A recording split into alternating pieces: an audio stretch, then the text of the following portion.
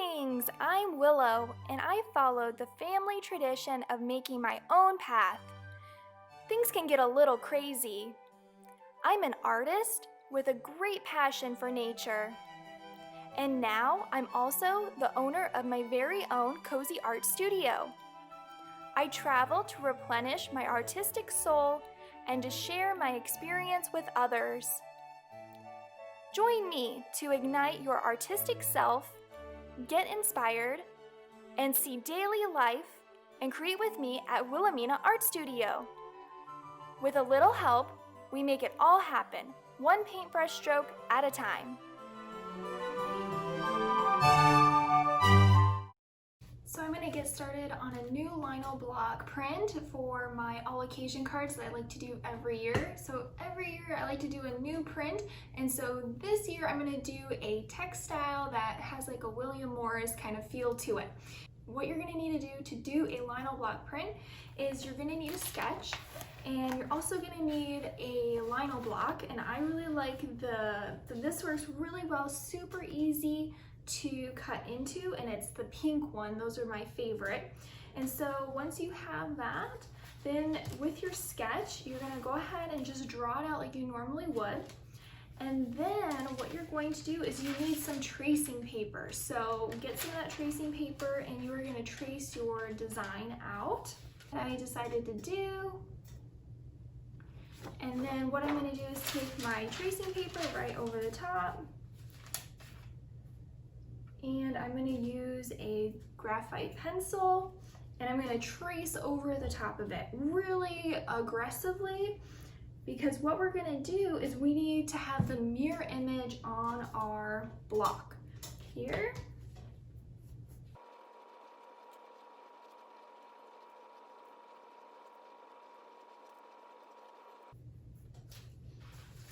Okay, so once you have it transferred onto the tracing paper, then what you need to do is you need to flip it over completely.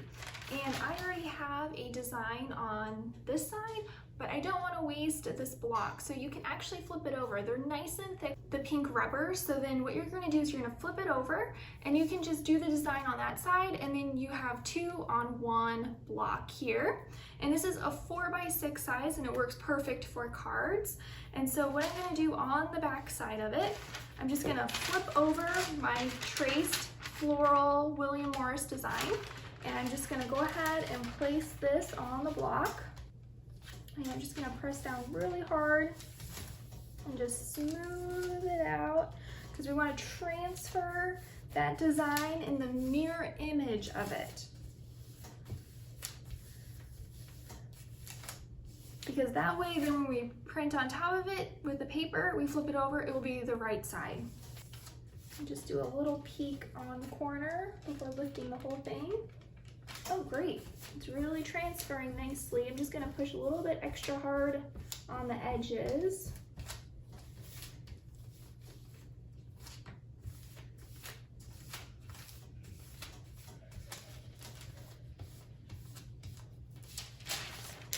There we go.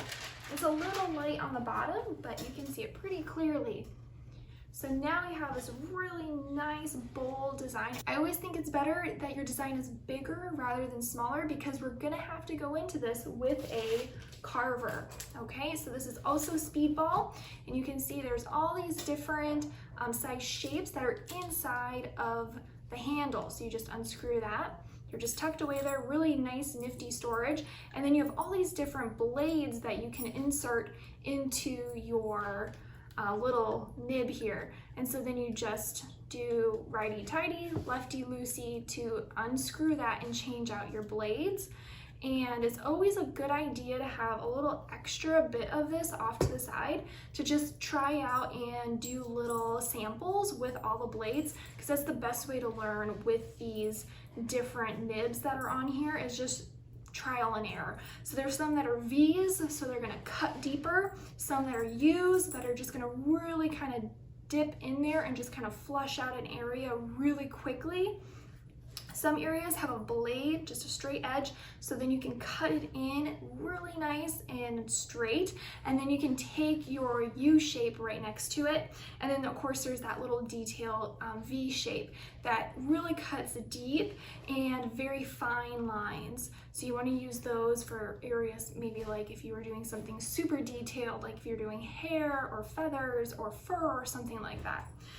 So lots to choose from there. So now deciding what areas are going to be raised and what areas are going to be recessed. So what I like to do is have a black Sharpie on hand, because you're going to be filling the areas that you want to stay black. The areas are going to be raised. So it's a stamp. Those raised areas are going to hold the black ink, and that's what's going to transfer onto your paper. So use a black Sharpie to mark the areas that you want raised, the areas that you want to keep black. I always think that's a lot more simpler way of doing it, and so then that way areas that are not black you're going to carve into to get rid of, so they're going to be concave, so those will not have ink, they will stay white of the paper. So what I'm going to do is I'm just going to go ahead with this design. I'm going to take my black Sharpie and I'm going to outline everything that's in pencil with the black Sharpie. That is going to be raised, and that's what's going to be stamped or printed onto the paper.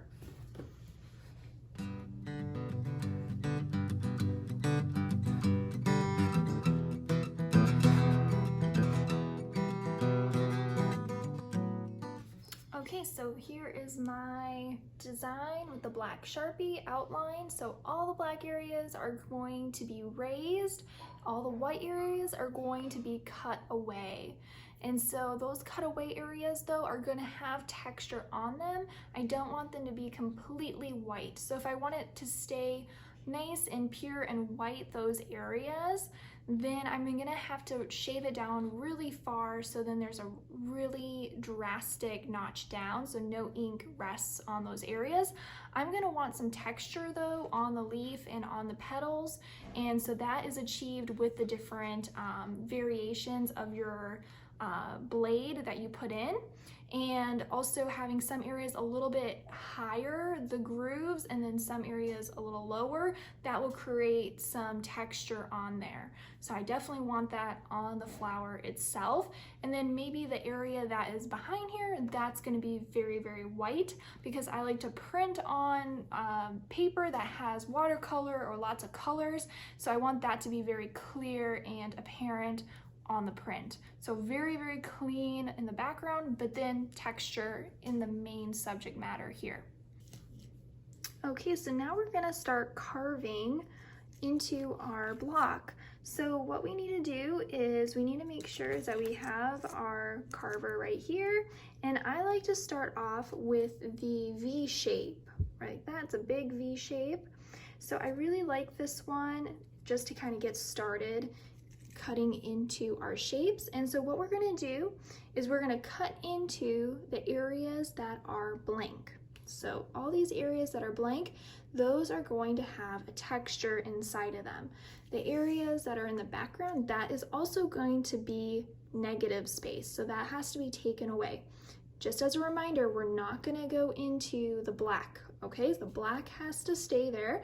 So we need to make sure we're very careful when we're cutting around. We're not accidentally putting too much pressure on our blade, and then we go all the way into the black, and then we take out a big chunk. Once you take out a big chunk, it's really hard to change it. You can get a little bit of glue and try and reattach that piece into there, but it's just best just to go nice and careful, not to put too much pressure on your tool, because otherwise you run the chance of going into the black line or accidentally going into your left hand, which hurts very, very badly. So make sure, keep an eye out where this hand is located. You do not want it to be in the way and then you accidentally go into your finger. But I suggest going into the background first.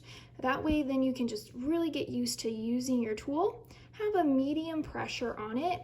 If you're using the pink block like I am, which is by Speedball, it is very easy to cut into, so you don't need that much pressure. When you get to a point where you want to, stop your cut, just go ahead and kind of lift up on your tool and ease up on your pressure and just lift up, and then you'll have a piece of, it's kind of like an eraser, that lino block. So you're just gonna put those off to the side, and you're just gonna continue going in along the edge. It's almost like you're mowing the lawn. So you just wanna kind of know where you stopped that cut, and then go ahead, go right next to it, and then just continue. I missed a little spot there, so I'm just gonna go ahead and take out a little notch there, and you're just gonna continue on this path of just being really careful. And my block is a bit dirty from printing on this side, which you can see I've been working on those. So these are dragonflies, and I don't want to waste it, so that's why I'm using the back side. And you can see it's really thick, so you're okay carving into it. And your background doesn't have to just be plain, you know, it's just solid. You can have some squiggles and movement in the background, which I really like. And remember, carving away is going to be the white of the paper. Anything that has a raised edge is going to adhere ink to it. And knowing how deep to go, that is also something you just kind of have to keep an eye on. And if you look at here, that is pretty deep. So you can see there's quite a bit of a step up to get to the stamp part there. And so I did that because I really wanted that to be nice and clean. I did not want any ink to get stuck on there. And then here you can see it's stained from the ink. And so that is the raised. And then the pink is the white. So you're gonna go down pretty far. I like to start off nice and light with my pressure and not digging down too far. And then I go back into it.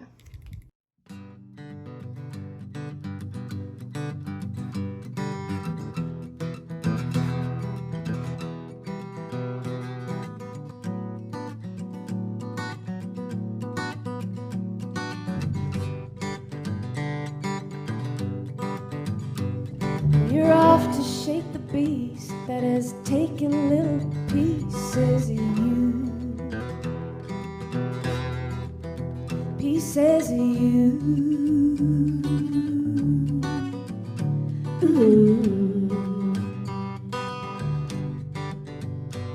And it's close enough to see it, but too far for you to touch. Yes, it's true. Yes, it's true. You might realize maybe you need some things here and there, so I'm just gonna put in some polka dots into the background just to add something to the background here. I can always carve them out, and so that would continue. So that's gonna be a leaf here. So this is background here. Ooh.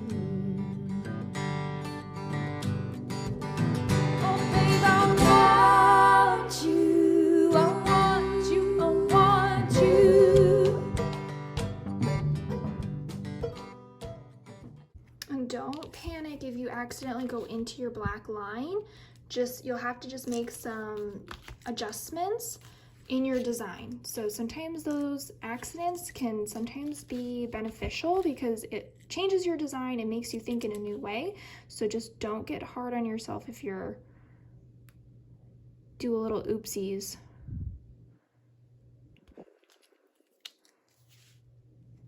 And so along the edge is really important. If you want those to be clean, you don't want an edge, you're gonna have to shave down the corners. So you can see here, so I'm getting rid of that edge here.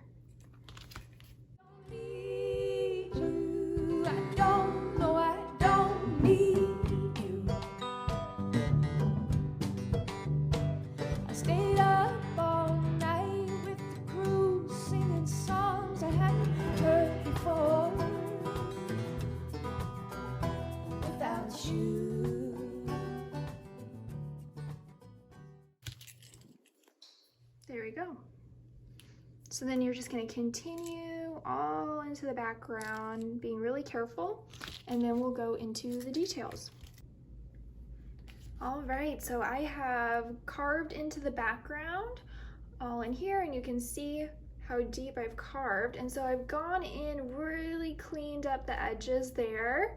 And so then that way you can really see where it's raised and then where it steps down into the background. There might be a few areas I need to knock down a little bit more, but we won't find out about that until we ink it up and do our first proof. And that's just the first edition or the first stamping of this. So then that way we can see where is it at, is there some areas we need to get rid of a little bit more. So we find that out when we do the first inking and stamp it on a proof. Now what we're gonna do is let's go into the details. So now on your design, we're gonna go ahead and work on the actual subject matter. So in the center, you can see I just did a few cuts here and here. So I'm just gonna go in along the edge, so on the other side of the black line, and I'm just gonna cut that away. So I'm just outlining the whole thing. As you're doing it, just be aware of where you want it to be white. And now I also wanna make sure is that the inside of here, I don't wanna take it all away because I want there to be texture. So this is my inspiration, this fabric. So I have this right here is where I traced. So I took the tracing paper and traced it, but it was too big. So then I ended up having to put the tracing paper underneath a piece of paper in front of a window, and then I just kind of shaved it down a little bit smaller. So I really love this floral pattern. It reminded me of a William Morris pattern, so I just think it's so beautiful. But you can see all the details, and I also love looking at the other flowers because you can pick and choose what designs you want to add in onto your lino block. So with that in mind, I'm going to go ahead and with my Sharpie, I'm going to draw in a bit more details. So just make sure I have enough lines that make it more interesting. It doesn't have to be exact. Make sure you take liberties too with your design. Find a fabric that you like, or find, just even free draw a flower or whatever you like on your tracing paper, and then flip it over and apply it to your stamp. You just want to make sure though is that you don't draw your design on the stamp, because if you do that, then what's going to happen is that when you print it, it's actually going to be the mirror image of it. So that's why it's so important, draw on tracing paper first, then flip the tracing paper over, smush it down, and then go ahead and go in with your Sharpie. So I'm just going to go in and add a few more details.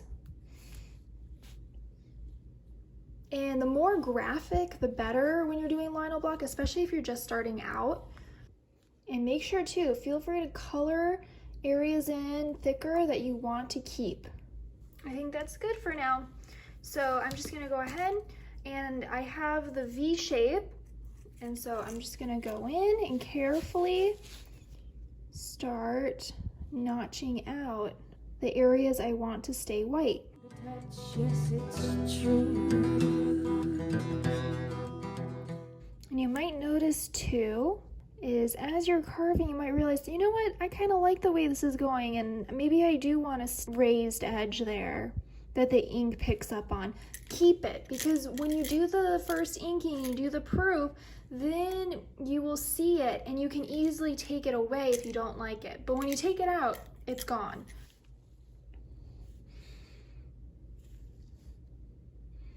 You can see I'm taking out a bit of the black line, and that's okay because I know I have a space there that will be black. So sometimes you'll do that. You might take it away, but in your mind, okay, that's all right though, because I have this here. So just grab your marker and trace over it. So now your design's starting to change. It's starting to become more organic, and that is a-okay. So I really like that. So that's just a little adjustment. So we're going to continue carving on the inside of our design. And I swear I thought I saw you playing right along like you do. Like you do. Ooh.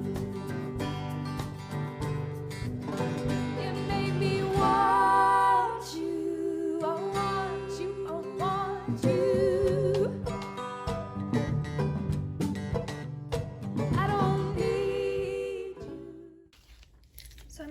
change out my blade now.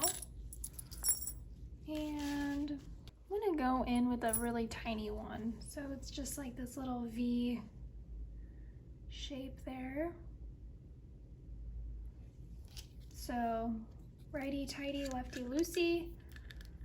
So you're just gonna, don't go too far with your tool unscrewing because the whole thing will pop off. So you can see inside here, there's kind of like that little gap. See that right over here? So that's where you're gonna fit this in. And you shouldn't have to put any force, it should just slide in. I don't need you, but I want you to want me too,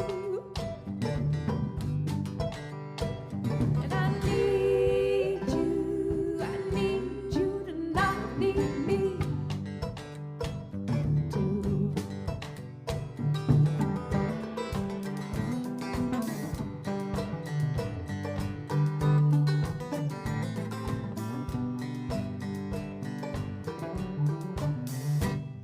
It's hard to loosen my. So we're gonna keep on going in all these little sections here with the tiny blade, and then we're gonna do our first proof. Ooh.